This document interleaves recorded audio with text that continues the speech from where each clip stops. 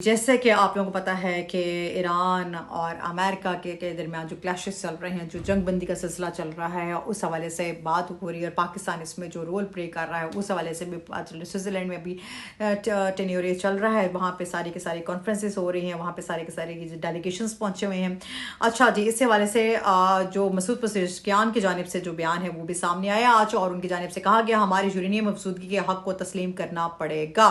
ठीक है, ईरानी सदर मसूद पज़ेश्कियान का कहना था कि हम अपना यूरेनियम मफसूदगी का हक नहीं छोड़ेंगे, उन्हें भी आखिरकार हमारे यूरेनियम मफसूदगी के हक को तस्लीम करना पड़ेगा। तेहरान में तकरीब से खिताब करते हुए ईरानी सदर ने कहा कि अमेरिका का नाम निहाद सदर कह रहा है कि उसने अपनी पोजीशन में मुकम्मल 180 डिग्री तब्दीली कर ली है। अमेरिकी सदर का कहना था कि ईरान को गैर मशरूत तौर पर एहतियात डालने चाहिए। मसूद पज़ेश्कियान ने कहा कि अमेरिकी सदर कहता था कि ईरान को यह हक नहीं है, ईरान को वो हक नहीं है। फिर अमेरिकी सदर ने तकरीर की और कहा कि ईरान को यह हक हासिल है और इसे ये रखने का भी हक है। उन्होंने मजीद कहा कि डोनाल्ड ट्रंप ने अपने साबिका मौक़िफ़ के मुकाबले में 180 डिग्री का यू टर्न ले लिया है। ठीक है, और उन्होंने ये तस्लीम कर लिया है कि वो हमारे हुकूक को नज़रअंदाज नहीं कर सकते। उम्मीद है मुज़ाकरात में शरीक लोग इस अमल को कामयाबी से आगे बढ़ाने में काबिल होंगे। और उनकी जानिब से ईरानी सदर की जानिब से कहा गया कि बादशाहत पसंद गिरोह नहीं चाहते कि मुल्क पुरसकून माहौल में आगे बढ़े या अवाम की जिंदगियां जो हैं वो बेहतर हों। जो भी अदम इस्तेकाम पैदा करने की कोशिश करता है वो नेतन्याहू के रास्ते पर चल रहा है। ठीक है, ये है जी अभी तक मसूद पज़ेश्कियान की जानिब से जो से है वो बयान जो से है वो सामने आया है। और अब जो है और भी जो चीज़ें हैं वो सामने आ रही हैं, वो भी मैं आपको बता देती हूँ। इस्माइल बकाई के मुताबिक बताया जाए अगले फरीक ने अपने वादों की पासदारी नहीं की तो समझौता खतरे में पड़ सकता है। तर्जमान ईरानी वजारत खारजा इस्माइल का कहना था कि ईरानी वफ्द स्विट्ज़रलैंड पहुँच कर मुफाहमती यादाश्त की पैरवी और इस पर अमल दरामद का मुतालबा करेगा। अपने बयान में इस्माइल ने कहा कि हमने अपनी जिम्मेदारियों और वादों पर अमल किया है। अमेरिका पाबंद है कि वो इसराइल को लेबनान पर हमले बंद करने पर मजबूर करे। ठीक है, अगले फरीक ने अपने वादों की पासदारी नहीं की तो समझौता खतरे में पड़ जाएगा। इस्माइल बकाई ने कहा कि अगले फरीक को जल्द से जल्द जरूरी इकदाम करना होंगे और मजीद ये भी कहा कि फरीक ने अपने वादों की पासदारी से इनकार किया तो ईरान जवाबी इकदाम करेगा, और ये एक वार्निंग भी दी गई है। तर्जुमान ईरानी वजारत खारजा ने कहा कि हमने ऐसा कोई मुआहिदा नहीं किया जिस पर अमल दरामद ना हो सके। हमारा असूल वादे के बदले वादा है। ईरानी मुज़ाकराती टीम कुछ देर में स्विट्ज़रलैंड जो से है वो रवाना हुई और वहाँ पे फिर ये सारी की सारी जो चीज़ें थी वहाँ पे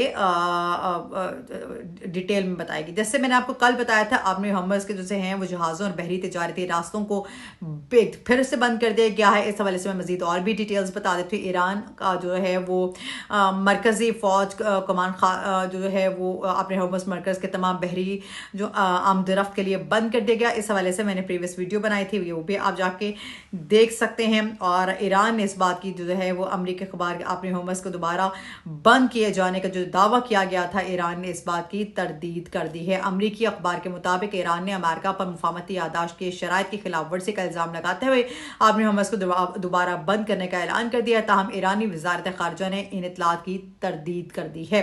अमरीकी अखबार के मुताबिक पासदार इनकलाब की जानिब से समुद्री जो रेडियो चैनल्स पर जारी बयान में कहा गया है कि इसराइल का लेबनान से इनखला, अमरीकी बहरी नाकाबंदी का मुकम्मल खात्मा, खलीज फारिस से अमरीकी अफवाज के इनखला अमेरिका ईरान मुआहदे की बुनियादी शराइत में शामिल है। अखबार के मुताबिक पासदार इनकलाब का कहना था कि अमेरिका की जानिब से इन शराइत पर अमल दरामद तक आपने होमस बंद रहेगी। तमाम बहरी जहाज अपने होमस के करीब ना जाएं। हिदायत की खिलाफ वर्जी पर बहरी जहाज को निशाना बनाया जाएगा। दूसरी जानिब ईरानी वजारत खारजा का कहना था कि अपने होमस की बंदिश के इतलात में कोई सदाकत नहीं। हतमी मुआहदे के लिए मुज़ाकरात का अगला दौर शुरू करने पर सालिसों के जरिए मुशावरत का अमल जारी है।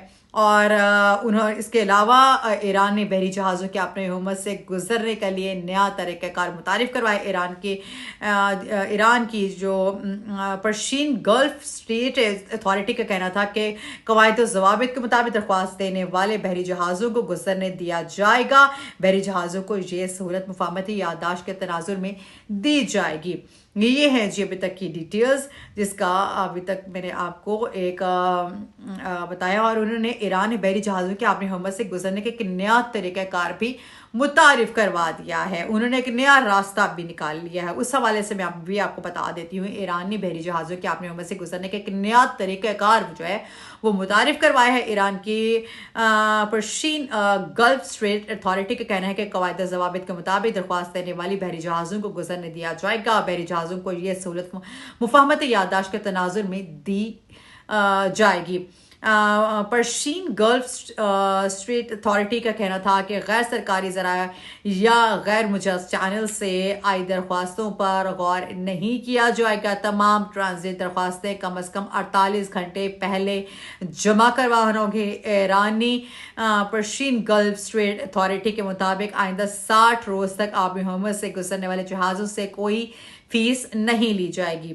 ٹھیک ہے، یہ تھی جی اب تک کی چیزیں۔ اور ایران معاہدے پر دستخط کے بعد حکومت سے 3 سعودی جو پرچم ہیں وہ برادر سپر ٹینکر وہاں سے گزرے ہیں، یہ بھی ابھی تک کی نیوز آ رہی ہے اس کے بعد کی۔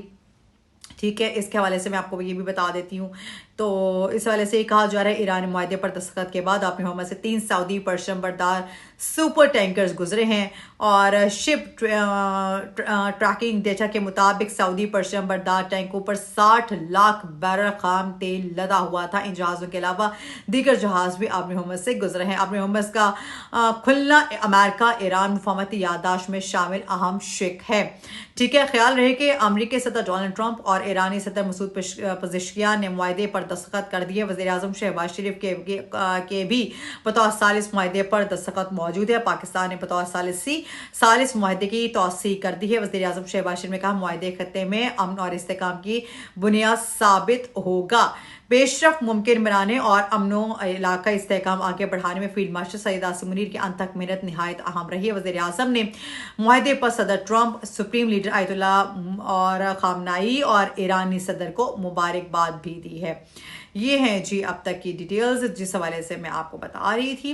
اب آئیں گے ہم لوگ اگلی جو ہے وہ حزب اللہ کے حوالے سے میں آپ کو بتا دوں گی، حزب اللہ کے حوالے سے کیا ڈیٹیلز ہیں ریسنٹلی وہ میں آپ کو بتاؤں گی۔ اور اس کے بعد جی ایک جو ہے وہ قاہرہ میں R4 جو وزراء خارجہ جو ہے وہ اجلاس ہوا ہے اور اہم امور پر اتفاق کیا گیا ہے۔ اس حوالے سے میں آپ کو نیکسٹ ویڈیو میں بتاؤں گی۔ ٹل دین ٹیک کیئر، اللہ حافظ۔